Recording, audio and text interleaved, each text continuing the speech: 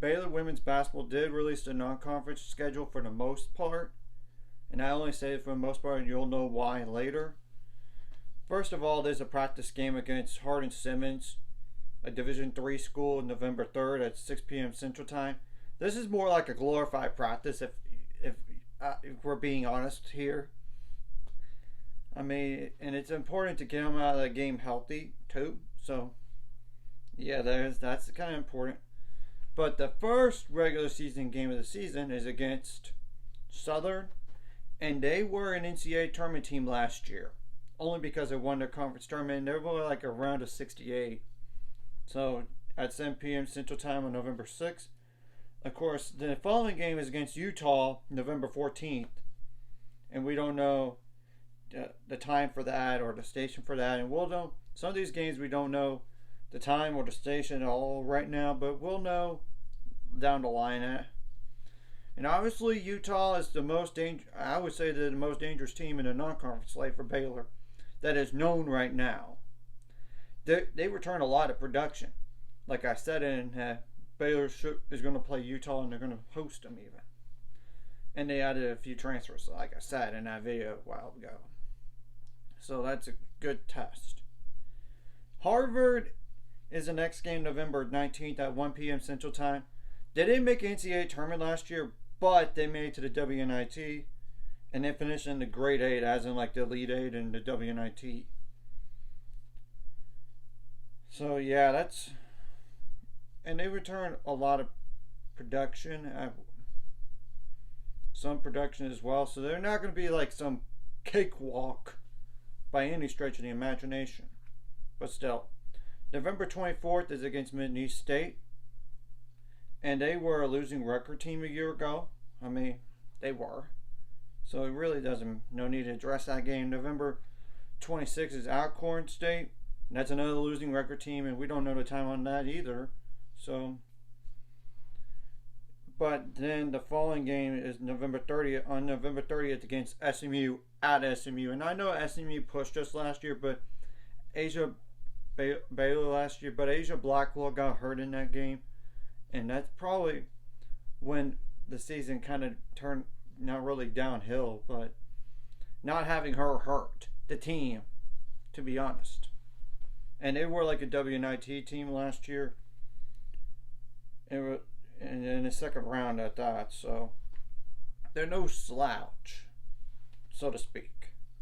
Now, December 3rd is the next non-conference game. It's against Oregon.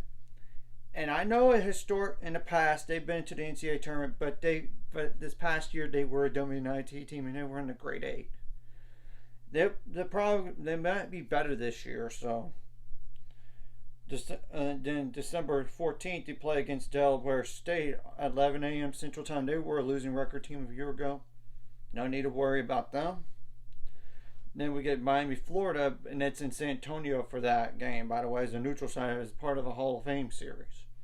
On December 16th, we don't know what time yet. And they were an Elite 8 team last year, unexpectedly.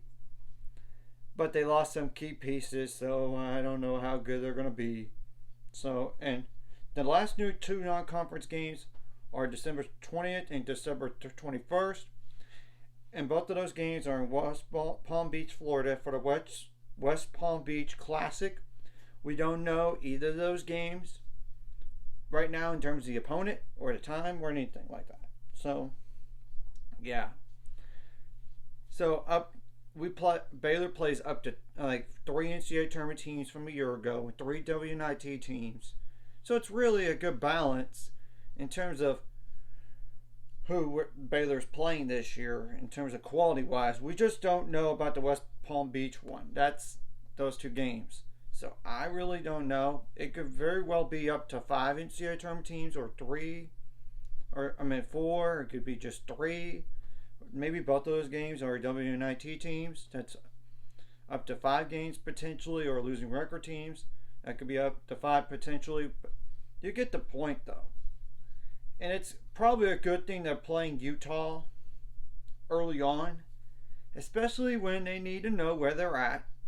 And of course, Utah has the same thing too. I mean, they're returning a lot, like I said.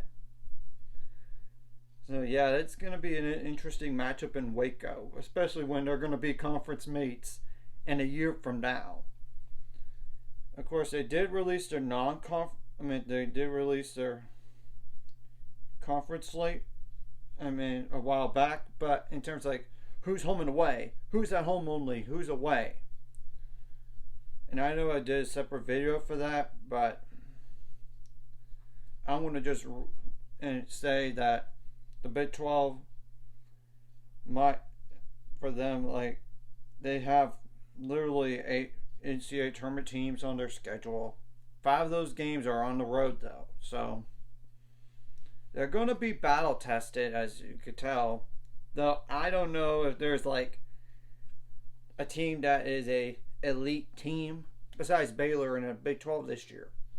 I know Texas is top. They've been good, but they can't shoot the ball from 3, nor do they want to. Let's be clear about that when you look at the stats and what they return and everything. They don't have a lot of shooters. They're just a defensive team. And maybe they could prove me wrong on that as well. So at least 11 NCAA tournament games overall on the schedule. At least 11.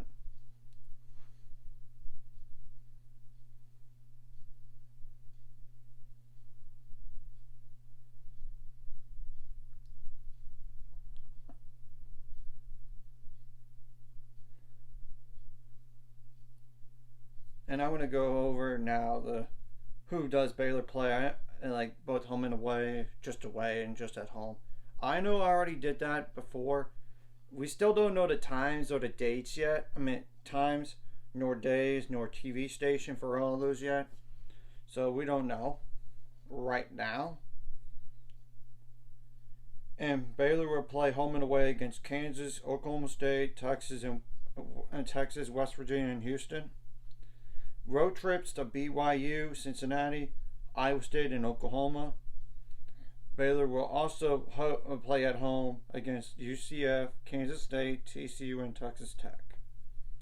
So, I don't honestly know how good Oklahoma's going to be. I know they lost a lot of starters from a year, like 3 starters from a year ago. And Iowa State might be in a rebuild mode. And I get they added a few transfers, but they're still going to be very, very young. And they're not going to be as good as last year's team. Or even a year before, even. Let's be clear.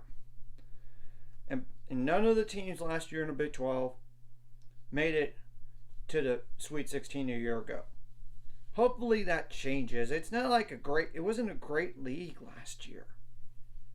When you think about it, because of that statement right there, what I just said. And it's fact. No Big 12 team made it in Sweet 16 last year. None of them did. So,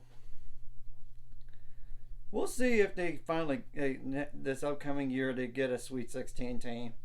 And I think Baylor's one of them.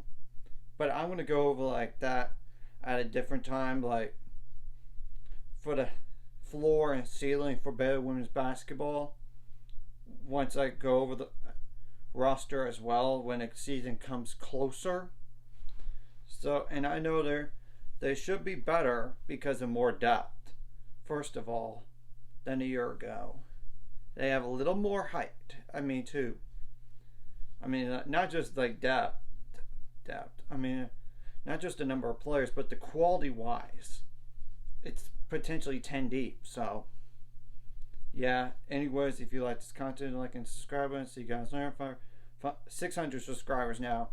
We're on the road to it. Let's go. And yes, I said 600 because I am at 500. Now let's on the road to 600, y'all. Let's go.